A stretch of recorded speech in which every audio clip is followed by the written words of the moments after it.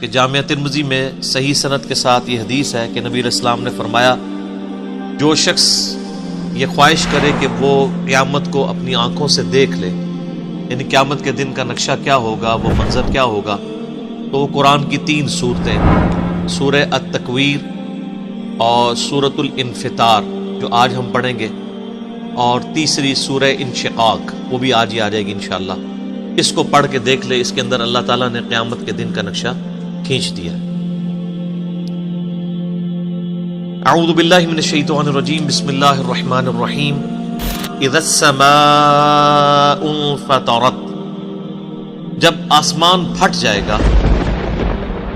وَإِذَا الْكَوَاكِبُ انتثرت، اور جب ستارے بکھر جائیں۔ میں نے پہلے بھی کئی دفعہ یہ چیز عرض کی ہے کہ یہ پورے کا پورا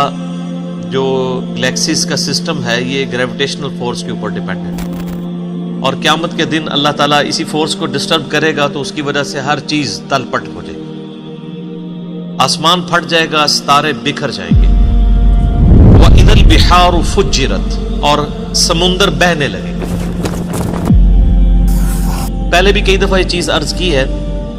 کہ آتش فشاں کا جو نظام ہے اس کرۂ ارض کے اندر، یہ اللہ تعالیٰ کی قدرت کا بڑا غیر معمولی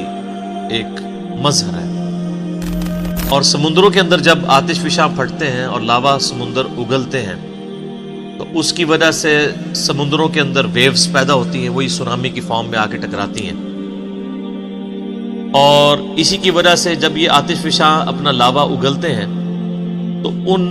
اس لاوے کی وجہ سے کئی ایک آئرلینڈز وجود میں آ جاتے ہیں، نئے نئے جزیرے وجود کے اندر آتے ہیں۔ اب آپ یہ امیجن کریں کہ قیامت والے دن جب اللہ تعالیٰ اس زمین کو کھینچے گا، وَإِذَا الْأَرْضُ مُدَّتْ، اور آگے پھر آگے جاتا ہے کہ اللہ تعالیٰ جو ہے وہ زمین کو جو ہے وہ کوٹے گا اور بالکل فلیٹ کر دے گا جیسا کہ اللہ تعالیٰ چاہے گا، تو اس کی وجہ سے زمین کا جو لاوا ہے یہ باہر نکلے گا، یعنی جو سائنٹیفکلی ہمیں چیز سمجھ آتی ہے واللہ اعلم۔ اور جب زمین کا لاوا اتنی کثرت کے ساتھ باہر نکلے گا تو یہ جتنے آپ کو سمندر نظر آ رہے ہیں یہ سمجھ لیں بہت بڑی بڑی ایک دیگیں بن جائیں گی جن کے نیچے آگ جلی ہوئی، اور جب یہ پھر پانی ابلے گا تو پھر یہ باہر نکلے گا سونامی کے فارم میں۔ آج تو ہم اس چیز کو آبزرو کر سکتے ہیں کہ جب سمندر کے اندر لاوا اگلتا ہے تو یہ سمندر بہنا شروع کر دیتا ہے، یعنی اپنی جو باؤنڈریز ہیں اس سے بھی باہر نکل کئی کلومیٹرز تک کوئی بھی راستے میں چیز آتی ہے وہ بچتی نہیں۔ تو یہ اسی نقشے کو کھینچا جا رہا ہے کہ قیامت والے دن سمندر جو ہیں وہ بہنا شروع کر دیں گے،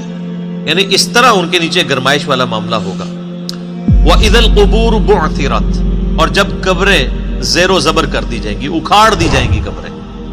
ظاہر ہے قبروں سے مردے باہر نکلیں گے، اور پچھلی صورت میں ہم پڑھ چکے ہیں کہ اللہ تعالیٰ یعنی ان کا ایسا کوئی سافٹ ویئر فٹ کرے گا کہ وہ سب کے سب جو ہے وہ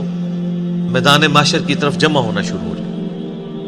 عَلِمَتْ نَفْسٌ مَّا قَدَّمَتْ وَأَخَّرَتْ، ہر جان لے گی جو کچھ اس نے آگے اعمال بھیجے تھے یا پیچھے چھوڑ کر آیا تھا اپنے اثرات، یعنی کئی لوگ ہیں وہ اپنے اعمال تو آگے بھیجتے ہیں اور ساتھ ہی ساتھ دین کا ایسا کام کر کے جاتے ہیں کہ پیچھے اس کے اثرات باقی رہتے ہیں، جو لوگ اس کے اوپر عمل کرتے ہیں اس کا ثواب بھی اسے ملتا ہے،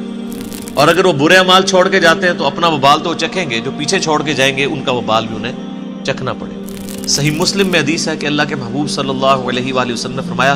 جس نے اسلام میں کوئی اچھا طریقہ جاری کیا تو جتنے لوگ اس کے اوپر عمل کریں گے اس کا ثواب اسے ملے گا، اچھی بدعت نہیں، سنتن حسنتن، اچھا طریقہ۔ جیسا کہ میں کہتا ہوں امام بخاری نے ایک اچھا طریقہ جاری کیا کہ نبی علیہ السلام کی احادیث کو کتابی شکل میں لکھا، حدیثیں وہی تھی کتابی شکل میں، تو یہ ایک اچھا طریقہ ہے۔ اور آج کے دور میں اس کا اچھا طریقہ ہے کہ عربی سافٹ ویئرز بنائے گئے ہیں احادیث کی کتابوں کے، قرآن حکیم کے، اینڈرائڈ ایپس بن چکی ہیں، یہ سب کے سب اسلام میں اچھے طریقے ہیں۔ پہلے لوگ گٹھلیوں کے اوپر پڑھتے تھے، تسبیح کے دانوں پہ پڑھتے تھے، اب اس کی ماڈرن فارم جو ہے وہ الیکٹرانک کاؤنٹر کی شکل میں، یہ اسلام میں ایک اچھا طریقہ ہے۔ تو جس نے اسلام میں اچھا طریقہ جاری کیا، جتنے لوگ اس پر عمل کریں گے اس کا ثواب اس کو ملے گا اور ان کے اپنے ثواب میں بھی کمی نہیں ہوگی، اور جس نے اسلام میں برا طریقہ جاری کیا تو جتنے لوگ اس پہ عمل کریں گے اس کا وبال اس پہ ہوگا اور ان کے وبال میں بھی کمی نہیں ہے. یہ حدیث صحیح مسلم میں. اور صحیح مسلم میں ایک اور حدیث ہے کہ نبی صلی اللہ علیہ وآلہ وسلم نے فرمایا جس شخص نے کسی کو ہدایت کی طرف رہنمائی کی تو جتنے لوگ اس راستے پہ چلیں گے اس کا ثواب اس شخص کو ملے. یعنی اس کائنات میں سب سے زیادہ نامہ اعمال میں جس کے ثواب جا رہا ہے وہ امام اعظم محمد رسول اللہ صلی اللہ علیہ وآلہ وسلم, جنہوں نے پوری انسانیت کی رہنمائی کی ہے ہدایت کی طرف. اور جس شخص نے گمراہی کی طرف رہنمائی کی تو سب لوگوں کا وبال اس پر ہوگا اور ان کے اپنے وبال میں بھی کمی نہیں ہے. تو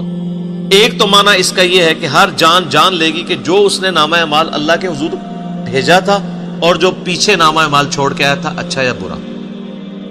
اور ایک دوسرا معنی بھی اس کا بنتا ہے, عالمت نفس ما قدمت و اخرت. ہر جان لے گی کہ جو کچھ اس نے مقدم رکھا اور جس چیز کو مؤخر کیا, جس چیز کو اس نے پرائورٹی دی اور جس نے اس کو پرائورٹی نہیں دی, کس چیز کو. یعنی ایک شخص دنیا کی زندگی کو ترجیح دیتا ہے اور اللہ کو اور آخرت کو پیچھے ڈال دیتا ہے, تو وہ شخص پھر وہ دیکھ لے گا کہ دنیا میں جو اس نے ترجیح دی تھی نا دنیا کی زندگی کو اور اللہ کو پیچھے ڈال دیا تھا اس کا وبال چکھے. اور جس نے اللہ کو ٹاپ پرائورٹی دنیا کی زندگی میں ترجیح اول مانا, یعنی اللہ کو آگے رکھا دنیا پیچھے رکھی, تو اس کی جزا بھی. تو یہ دونوں معنی بیک وقت درست ہیں. عالمت نفس ما قدمت, ہر جان لے گی جس چیز کو اس نے مقدم کیا, جس چیز کو اس نے پرائورٹی دی, وہ اخرت اور جس کو پیچھے چھوڑ دیا. کسی نے اللہ کو پیچھے چھوڑا, دنیا کو ترجیح دے دی, کسی نے اللہ کو ترجیح دی اور دنیا کو پیچھے چھوڑا.